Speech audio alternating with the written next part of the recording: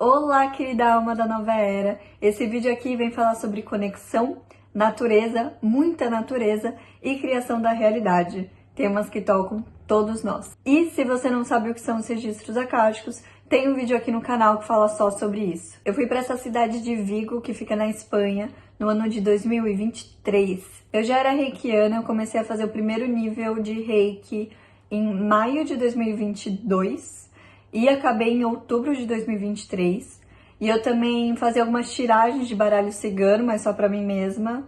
E eu ainda não sabia o que era o sistema integrado arcturiano, o que era a tamiana, e eu não fazia nem ideia da existência dos registros akáshicos. Ou seja, obviamente, nessa época eu não abri os meus registros, mas muitos sinais já mostravam que eu tinha alguma missão com eles. Depois de muito tempo, quando eu comecei a pensar na criação dos registros akáshicos pelo mundo, eu fiquei pensando em todas as viagens que eu tinha feito durante a minha estadia aqui em Portugal, e essa da Ilha de Sies me veio na cabeça. E por mais que eu não tenha aberto os meus registros nessa viagem, eu juro que foi uma das melhores viagens que eu já fiz na minha vida inteira. Como já faz 2 anos que eu fui para essa região da Galícia, eu precisei resgatar as anotações que eu fiz durante esses 4 dias de viagem. E eu percebi que foi realmente lá que eu senti que eu era criador da minha própria realidade. Foi nela que eu aprendi que estar na natureza é muito mais fácil de aprender sobre a vida e escrever sobre ela. Tanto que eu fiz um poema nessa viagem e eu vou falar uma parte dele mais pro final do vídeo. Durante essa viagem eu escrevi sobre a gratidão, a dualidade, a proteção espiritual, a responsabilidade espiritual. Sobre o dinheiro, eu escrevi sobre filosofia, porque na época eu fazia algumas aulas de filosofia na faculdade. Eu escrevi sobre a liberdade, a natureza, a minha expressão, enfim. E antes mesmo de eu ir para a ilha, eu tinha feito um questionamento para mim mesma. Será que a criação da nossa realidade, além de ser uma forma de pensar, sentir e escrever, também é uma sabedoria? Hoje, para mim, essa resposta é muito óbvia, mas naquela época não era. E depois eu vou responder melhor essa questão. Então eu cheguei lá na ilha e eu fui parar numa prainha bem pequenininha mesmo, que ela estava sendo envolvida por rochas dos 2 lados. E parecia que aquela praia tinha sido feita só para mim, porque só eu estava lá. Eu desci com um monte de gente do barco, muitas pessoas desceram comigo. Só que elas foram para um lado e eu segui para o outro. Aí eu sentei numa das rochas, fiquei vendo aquela paisagem que parecia que eu tava no céu. Mas aí eu olhei bem e eu falei assim, gente, mas eu já vi esse lugar. Eu já tinha estado exatamente no mesmo lugar. A diferença é que antes eu tinha sonhado acordada. Ou seja, eu pensei tantas vezes nesse espacinho que ele apareceu do nada na minha frente. E, gente, não é como se fosse uma imagem que tá quase lá. Absolutamente tudo era igual. A cor do céu, do mar, da areia, a disposição das rochas, o espaço, tudo. E naquele momento eu percebi uma conexão entre as vezes que eu imaginei aquele lugar e a vivência de estar naquele mesmo lugar. Eu vislumbrei a força do que era realizar os seus pensamentos na frente dos seus olhos e de uma forma perfeita, tal como você imaginou. E o insight que veio para mim naquela hora foi: tudo é a minha imaginação.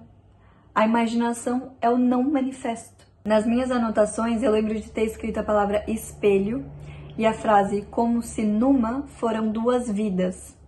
E eu lembro que o que eu quis dizer com isso é que aquilo tinha sido para mim um reflexo, como se eu tivesse vivido na mesma vida 2 vezes aquilo que eu queria, tanto na minha imaginação como na minha vida real. E mais, eu ainda coloquei, eu achava que era uma criação dentro da criação, mas é exatamente o oposto.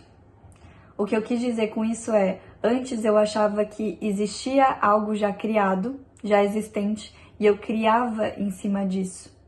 Mas a sensação verdadeira que eu tive é que a minha criação vinha de dentro e só por isso existia uma criação para fora. É meio louco pensar isso, porque a gente já enxerga algo que parece estar criado. Mas a minha sensação foi que o microcosmo que sou eu cria o macrocosmo que está fora. A emoção foi tão forte para mim que eu compreendi que viver uma coisa é totalmente diferente de você compreender essa mesma coisa. E é por isso que eu uso no meu vocabulário a palavra entender para tudo aquilo que a gente consegue entender com o cérebro, racionalmente, teoricamente, aquilo que a gente consegue pensar. E eu uso a palavra compreender para aquelas emoções, insights, sensações que a gente vive, essas experiências intuitivas que muitas vezes não têm explicação. Isso me ajudou a ver que o visível é importante para completar a sua forma de criação, a criação que pode ser pensada, escrita, sentida, imaginada, mas que ele só acontece a partir do momento que você não necessariamente enxerga aquilo que você quer, mas justamente quando você enxerga o invisível dos seus desejos. E assim eu me senti em casa. E essa sensação de estar em casa foi graças a um sentimento de união que eu tive com a natureza. Eu percebi que eu não precisava ir até a natureza para ver como ela funcionava, para ver o quão incrível ela era, porque foi a minha natureza que tinha me levado até lá. E eu sinto isso até hoje nas minhas viagens. Quando eu penso o quanto que a gente está distante da natureza, sendo que ela é a nossa maior mestra, eu lembro que ela é um reflexo do ser humano, do mesmo jeito que a gente é um reflexo dela. Lá eu percebi que todos os elementos da natureza estão dentro de nós. E a gente é mais um elemento que pode se comunicar com a natureza de volta. Hoje eu percebo que quanto mais eu encontro a natureza aqui dentro de mim, mais eu me aproximo dela na vida real. Dos rios, das praias, das florestas, dos parques. Os elementos da natureza falaram tudo aquilo que eu precisava ouvir naquele momento. Mas a gente tem que saber que os elementos não se comunicam naquele formato de resposta que a gente conhece hoje. E olha que interessante que eu tinha escrito. Dizem, depois que cruzar o caminho, a resposta está depois da sua chegada. Ou seja, é como se só hoje, depois de eu ter relido tudo aquilo e ter chegado aonde eu cheguei, que eu realmente fui entender algumas coisas que durante o processo daquela viagem não faziam sentido para mim. E eu ainda acrescentei. É como se a minha evolução fosse para ser lenta. É como se a minha alma quisesse crescer, mas a minha realidade material não acompanhasse. E às vezes a gente demora um dia, às vezes algumas semanas e às vezes 2 anos. Lendo os meus escritos, eu também vi que as minhas crenças mudaram. Por exemplo, às 18h29 da tarde do dia 17/4/2023, eu me questionei, e é válido não racionalizar? Eu tinha ficado confusa, porque primeiro, para eu ter uma noção de que eu tinha criado a minha realidade, é porque em algum momento da minha vida eu já tinha lido sobre a lei da causa e do efeito. Eu gostava e gosto de ler muito sobre as leis universais. Mas, como eu disse, eu só lia, eu não tinha ideia do que era viver aquilo que estava escrito. Por isso eu acreditava que a criação era muito racional. Porque como assim? Tudo começa dos meus pensamentos, mas até aquela viagem, nada tão forte tinha me provado de que aquilo era verdade. Segundo, naquela época eu também acreditava que a nossa divindade era exterior. E só mais recentemente que eu fui entender, compreender, que a nossa divindade está dentro da gente. O conjunto de tudo aquilo que eu estava vivendo me deu uma forte vontade de desapegar. Eu percebi o quanto que é inútil a gente guardar certas coisas no dia a dia que a gente acha que são importantes, mas que no fundo não é nem o básico que a gente precisa para viver. Eu compreendi como é que a natureza flui, qual que é a dança que ela faz, o que é estar no meio da natureza e se sentir vivo, o que é contemplar. Eu lembro de olhar aquelas rochas enormes da ilha, chegar a ter medo e pensar como é possível. Um dos meus símbolos pessoais é a borboleta branca, que para mim tem um significado muito especial. E eu comecei a reparar nessas borboletas muito antes dessa viagem. Parece que elas surgiam assim naturalmente. E onde eu ia, elas me seguiam. E nessa viagem da Ilha de Sies, eu tinha esquecido disso, mas eu anotei que eu vi uma borboleta branca. E, gente, que loucura! Até hoje, 2 anos depois, todas as viagens que eu faço, todas, eu vejo pelo menos uma vez uma borboleta branca.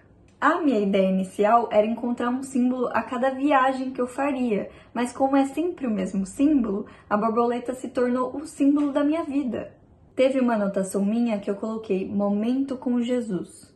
Na ilha eu andei bastante e no final da trilha ela dava para uma estrada de terra grande também, que ela terminava no topo de uma colina. Aí eu fui subindo, fazendo mais parada do que caminhada, porque eu parava para tirar foto da florzinha, aí ver aquele animalzinho, aí não sei o que lá, até subir no topo da colina, que é onde tinha um miradouro, para você ver a paisagem inteira, muito linda, aliás. E quase chegando lá em cima, eu tinha visto uma cruz de madeira bem simples que tinham colocado lá. Aí eu sentei do lado da cruz e lembro de ter ficado um bom tempo aqui, ó, conversando com Jesus. E ele me ouviu muito aquele dia. Mas, assim como bons amigos que guardam segredos um do outro, eu não vou contar o que eu falei pra ele. E por que na ilha de Sies, em Vigo, eu considero que foi onde tudo realmente começou? Quando eu era ainda mais jovem, ainda na minha adolescência, eu tinha uma inquietação com o fato de ficar em casa. Eu tinha uma vontade fora do normal de fazer um passeio, de ir para algum lugar, fazer alguma coisa, mas que não fosse só um passeio ou só uma viagem banal. Eu queria alguma coisa que fosse mais do que uma viagem. Eu até cheguei a pensar se essa demanda era pelo fato de eu ter crescido em cidade e não ter tido muito contato com a natureza. Quando no começo do vídeo eu falei que eu tinha chegado a escrever sobre a dualidade, uma das coisas que eu tinha escrito sobre isso foi: pode ter sido o plástico que tenha me lembrado que eu devo voltar a respirar. Como se fosse uma metáfora desse contraste entre ter saído de uma área totalmente urbana e ter ido, de repente, parar numa das ilhas mais lindas que eu já vi na minha vida. Esse contraste veio a continuar muitas vezes depois durante a minha vida, para falar a verdade até hoje, mas ainda que essa característica possa ter influenciado muito para isso, a minha vontade de conhecer outros lugares, eu sabia que estava para muito mais além. Assim que eu mudei para Portugal e eu comecei a ter muito mais liberdade geográfica, que na adolescência a gente costuma não ter, a minha primeira grande viagem foi para a Ilha de Sies, que é onde eu considero que foi onde tudo realmente começou. Foi quando a minha cabeça parou e falou assim: tem alguma coisa aqui que você precisa ver. Então, depois disso, eu continuei fazendo algumas viagens, gravando registros sobre elas e aprendendo com as minhas jornadas. Assim como eu também faço durante o meu dia a dia. Até que muitos meses depois, quando eu já estava iniciada há um pouco mais de um ano nos registros, eu participei de uma mentoria coletiva com outros canalizadores e eles me ajudaram a dar clareza para essa união entre as viagens, que eu já tinha muita vontade de fazer, e os registros acásticos. E foi aí que, de fato, surgiu os registros acásticos pelo mundo. Usando as palavras da Melissa do passado, eu percebi que até o saber e o viver precisam ser recíprocos. E é aqui que eu retorno com aquele questionamento que eu tinha feito no começo da viagem. É a criação da realidade, mais do que um pensar, sentir e escrever, também um saber? E sim, a criação é uma sabedoria da alma. É sábio aquele que sabe criar sua realidade conscientemente. Porque qualquer um pode sentir, pensar e escrever. Mas você só atinge a maestria quando você faz tudo isso, mas você vive a sua realidade exatamente do jeito que você queria. E isso é difícil, raríssimas vezes eu consegui fazer isso. Mas a criação é uma conversa longa, envolve muito mais e eu vou até aqui. E eu fiquei de ler uma parte do meu poema, e ela ficou assim: ser o que não se deseja nada, ser enquanto é tempo, não somente o que o Senhor deseja, mas o que tanto tenho eu de saber para ser.